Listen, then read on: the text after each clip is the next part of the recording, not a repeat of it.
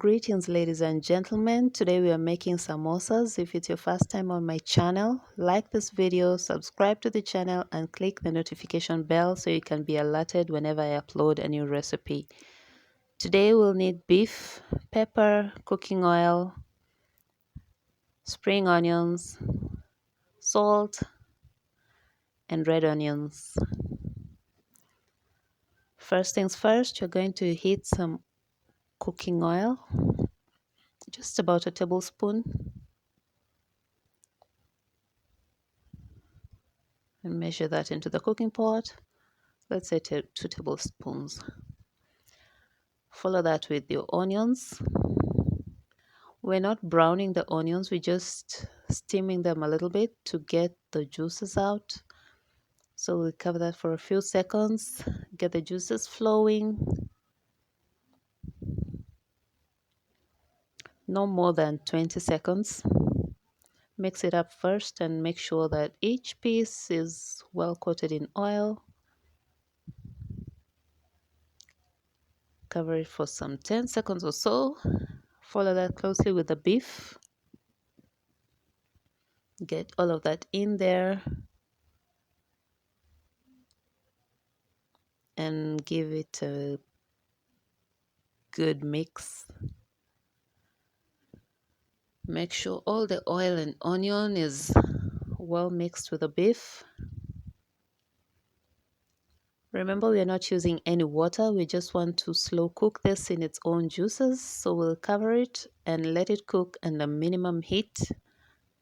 After some time, we can see the juices are flowing. Mix that up once again. If there are any lumps, you break them down because we need the pieces to be as small as possible. Having done that, we'll follow in with the spring onions. As generous amount as you can, the more the merrier. And then we mix that as well. We're still doing the cooking under minimum heat. Cover that and let it cook for some time. There's a lot less water in it. That means it's drying well. So we'll put in some chili powder. That's cayenne pepper to be precise. Some salt. Mix that up.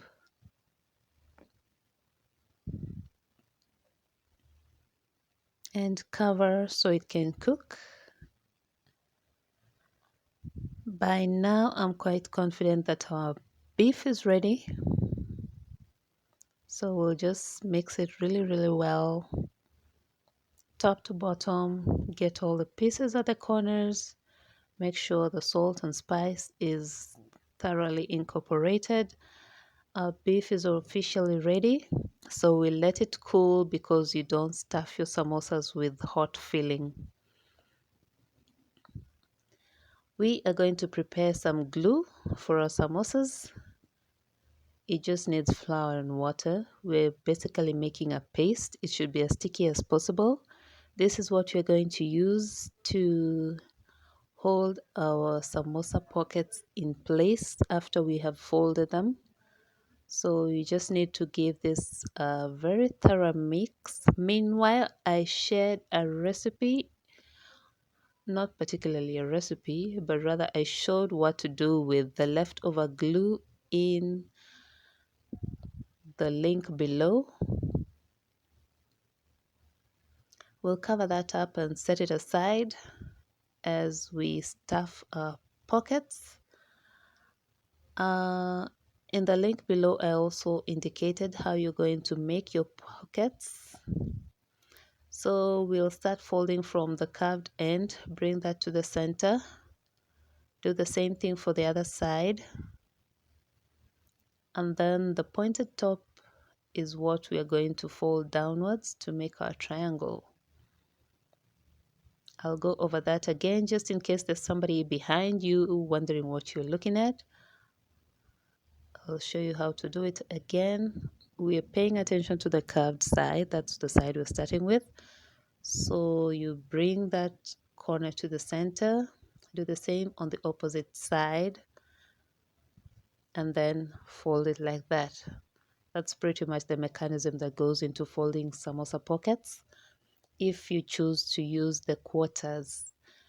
There's also a method whereby you use rectangles. If you find it easier, you can use that, but I prefer the quarters because it's less complicated.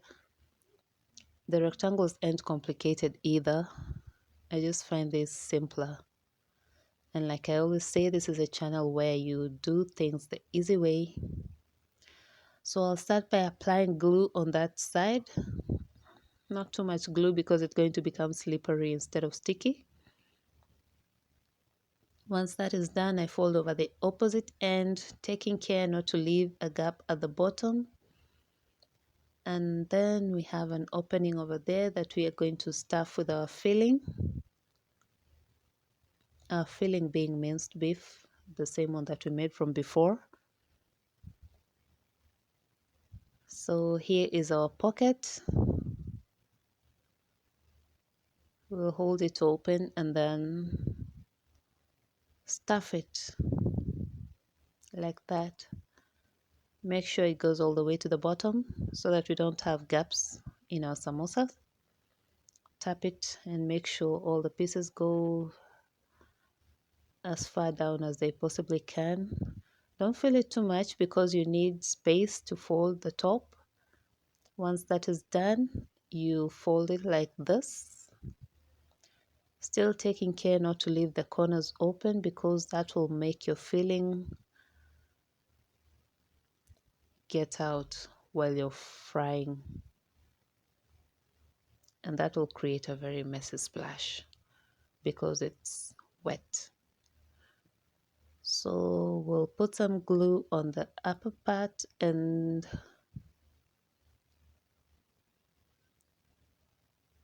fold it carefully like that. You can see all our corners are sealed. That's how we do it. Compact, stuffed, glued. Set that aside. I'm going to demonstrate once more.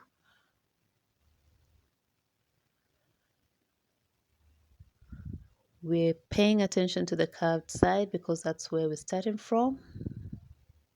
I prefer to leave the side that's seemingly cooked on the inside so that the one that's completely uncooked stays on the outside.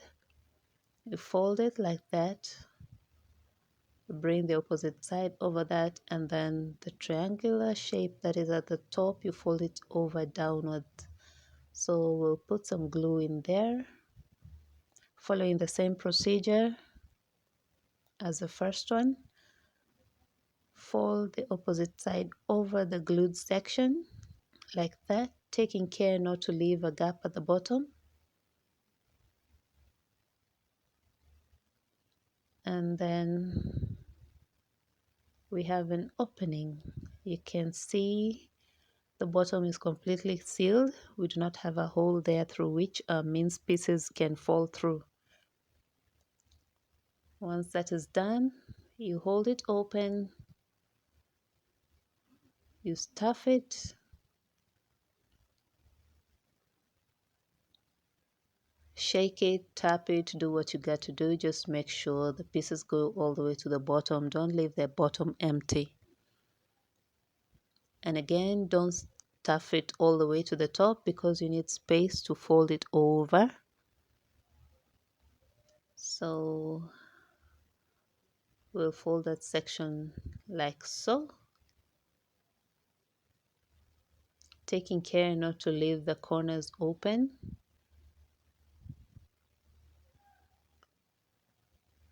We glue the top just like we did for the first piece.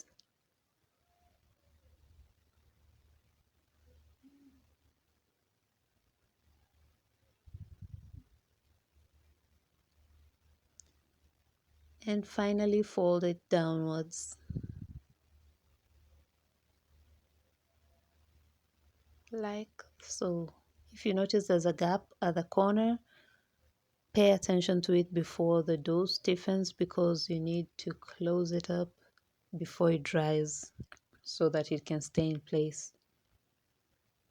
Always check once you're done, make sure the corners are well sealed. Set that aside as well. Repeat the process for the rest, and this is what we have. This is how I check if my oil is ready. Dip it in the glue, dip that knife in the oil, and wait for this particular reaction. When I see that, I know it's ready. So I dip my samosas in it one at a time, gently and carefully. You don't want the hot oil to splash.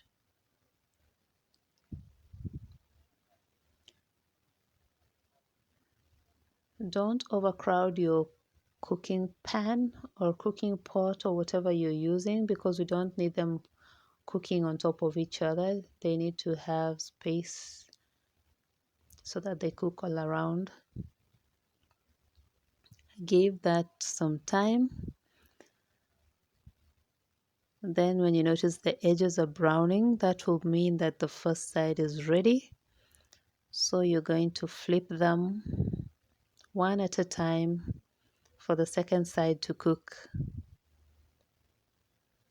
Just like before, be gentle about it. We don't want to cause any splashes that will result in injuries. Kitchen accidents are very real.